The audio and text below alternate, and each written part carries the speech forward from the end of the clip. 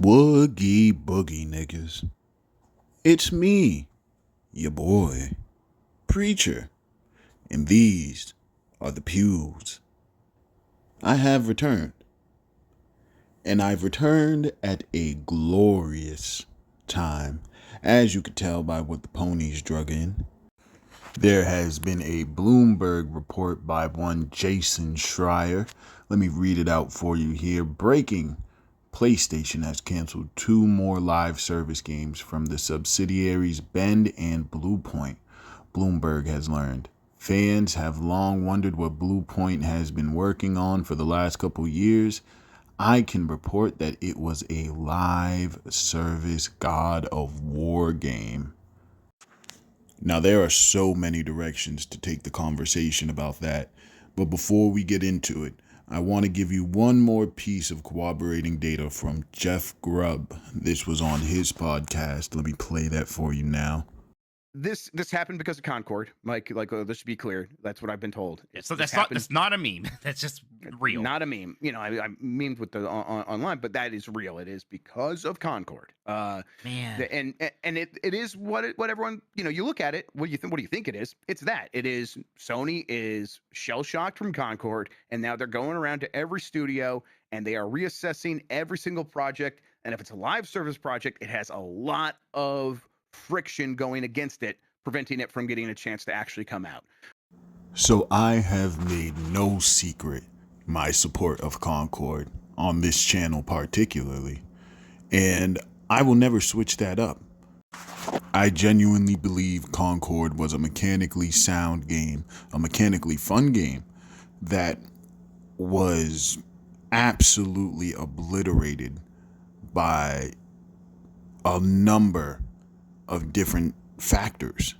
Some, of course, its own fault.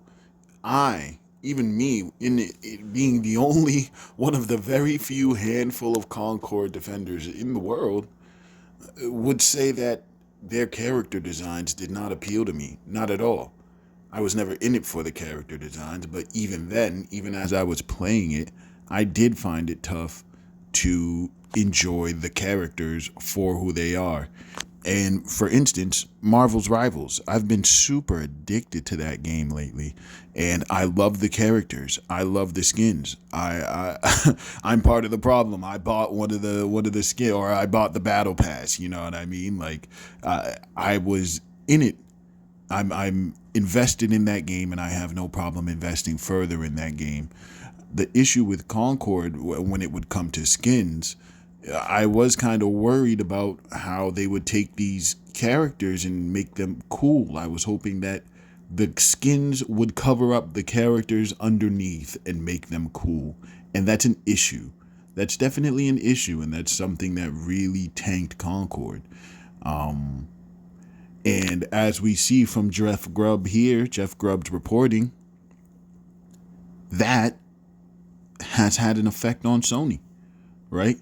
And that wraps us back around to our Jason Schreier article, right? So now Sony is feeling the pressure. Sony is seeing that just because they put their name on something doesn't mean people will accept it. It doesn't mean people will flock to it. It doesn't even mean people will show up.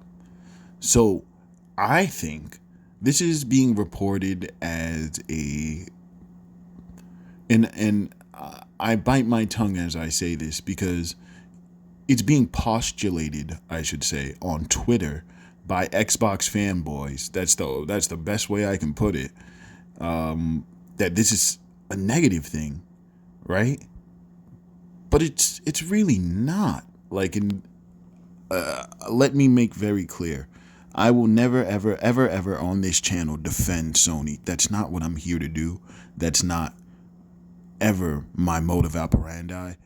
I have no benefit from defending Sony. Whether Sony flies or falls has nothing to do with me. I enjoy their console because it delivers what I feel is best in class gaming year after year consistently. That is why I am adjacent to Sony. That's why I buy a PlayStation. That is the limit of our relationship, and that's how I like to keep it. I don't feel like I have to defend Sony. So when I say this, this is not in defense of Sony. This is how I feel about the product that I invest time and money in.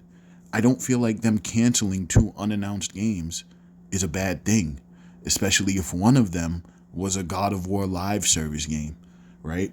I think what we have to be clear about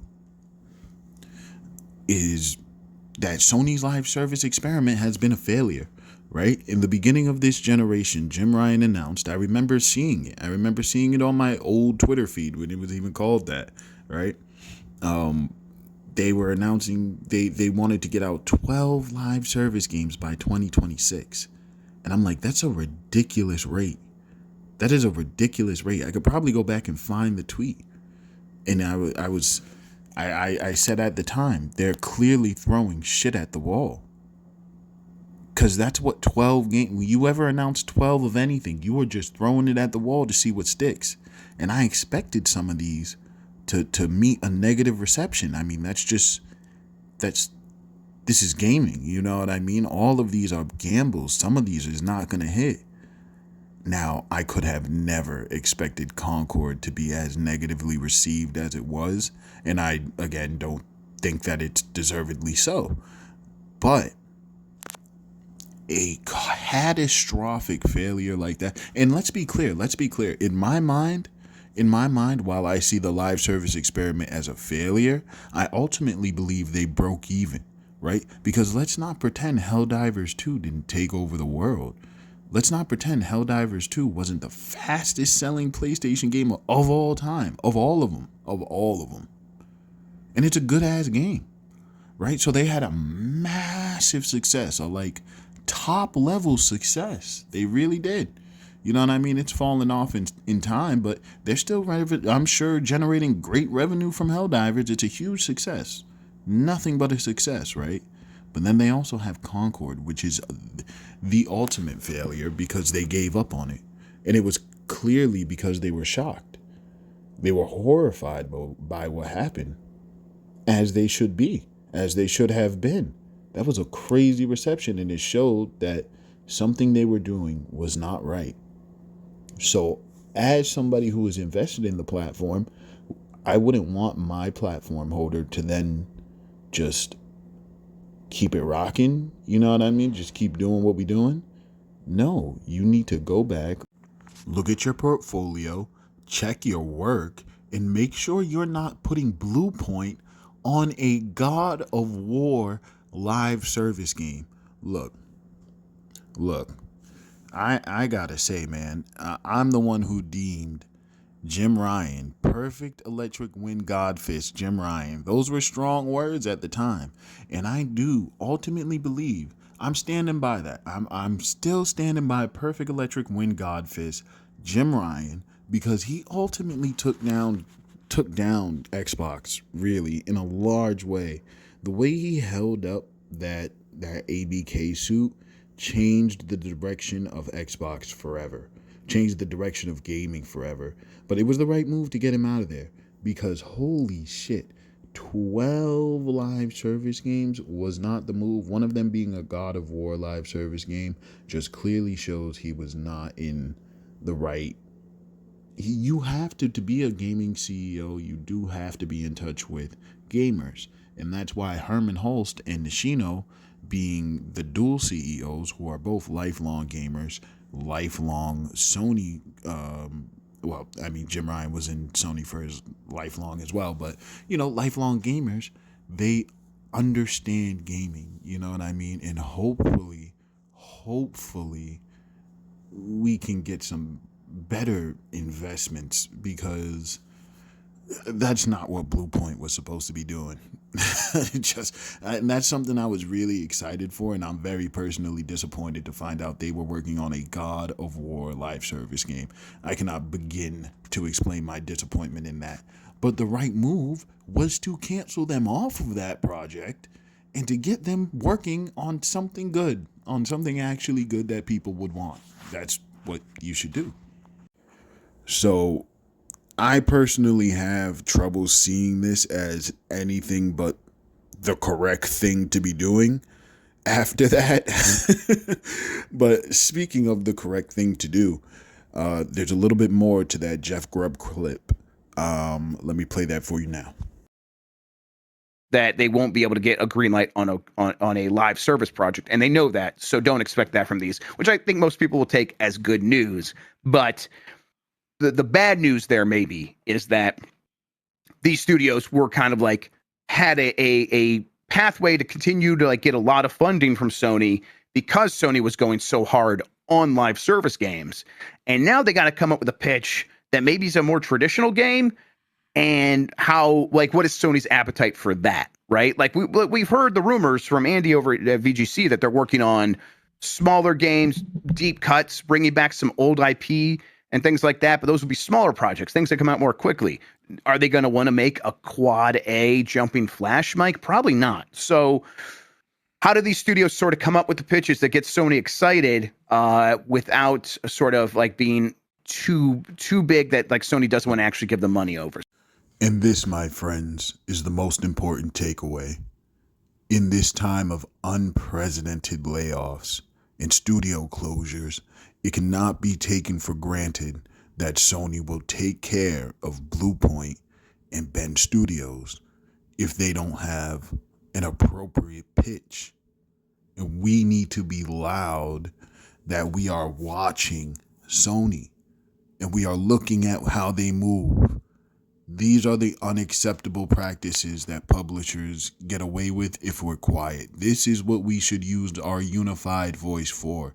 You know what I mean? Twitter, we fight back and forth all day, but you see the times where we get through, you know what I mean, and make meaningful change. We need to make it clear that as consumers, we won't stand by and let publishers ruin the lives of all of these games creators and developers because they have a shift in priorities. That's not okay. That's unethical game making. And we can't be silent as that goes on. So nothing has happened yet, of course, and I hope that Sony has the wherewithal and the just the good sense to keep these companies afloat as their priorities shift and put them on better projects. Hey, looks like Bluepoint's free. Let's crack the glass. Concord happened. Let's break the fire extinguisher glass. Bloodborne remake. Let's get moving on some of this stuff. Let's get moving on some of this stuff. Bend Studios, put them on fucking Resistance or SOCOM or something. Let's put them on Resistance. That sounds perfect. Use their zombie engine for big hordes of aliens. Let's get moving on some of this now, Sony. Let's start, actioning on some of this potential. And to be clear, I think Sony's going to have a great year. I'm sure they have surprises for us. Yote's coming. I think Intergalactic is closer than people think. So the way Sony has been revealing games lately, they don't reveal them that far out from release. So I think people will be surprised. I don't think 2 canceled games are the end of the world or signal something wrong. You know what I mean? These are 2 studios. We know what Naughty Dog's doing. We know Santa Monica's doing more. They already did Ragnarok. Gorilla just went. You know what I mean? Again, Sucker Punch is about to go. I mean, we know what people are doing. You know what I mean? And if we're looking at Bend and Bluepoint, you know what I mean? Ultimately, no disrespect, but they're not like the top tiers that you're worried about. You know what I mean? We can reroute them and put them on better projects. You know what I mean? Housemarque seems like they're up to something. They keep tweeting. You know what I mean? It seems like it's about time for them as well. We know what Insomniac's up to. So, it's concerning that these things, to me, it's more concerning that a God of War live service game was in development at all. That's the concerning thing to me. The comforting thing to me is that they canceled it. So, again, we need to make sure that Sony takes care of their people. That's what's important. But other than that, I think that there's clear priority shifts. I think the legend of the failure of Concord will precede PlayStation all the way through this generation. And I think that they have enough going on that they can tuck and roll. I think we're going to make it out of this one, boys. And I also think that'll wrap me up. My name is Preacher, and I hope to see you back here on the pews.